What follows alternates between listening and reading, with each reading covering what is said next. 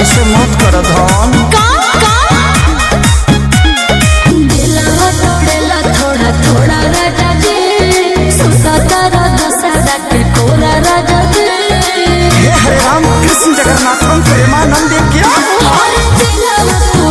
थोड़ा थोड़ा राजा जी सुसतारा दशहरा के कोरा राजा जी।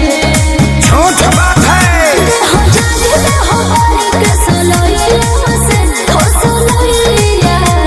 अब सही करबू का सौरी सौरी सोना सौरी सौरी सोना काहे खिसिया अपना सैया से।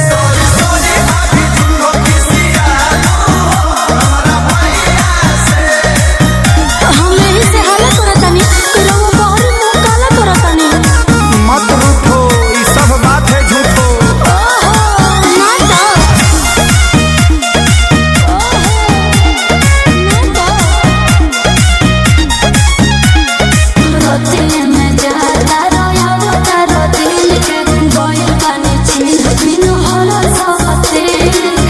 मच्छर पतले होई बाहर हक बात शौक काहे होता तो रहता मरद से। चुप रही और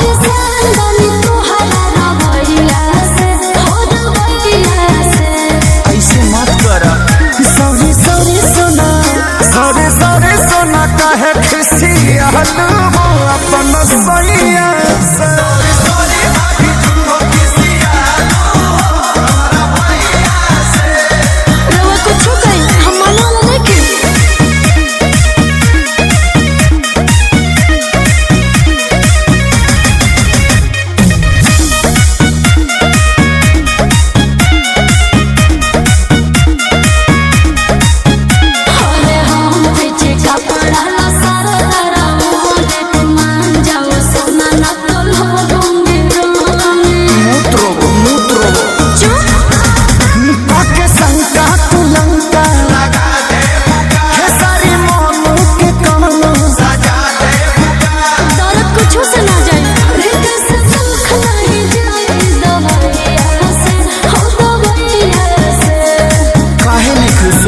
सौरी सौरी सोना सौरी सौरी सोना काहे खिसिया अपना सैया से।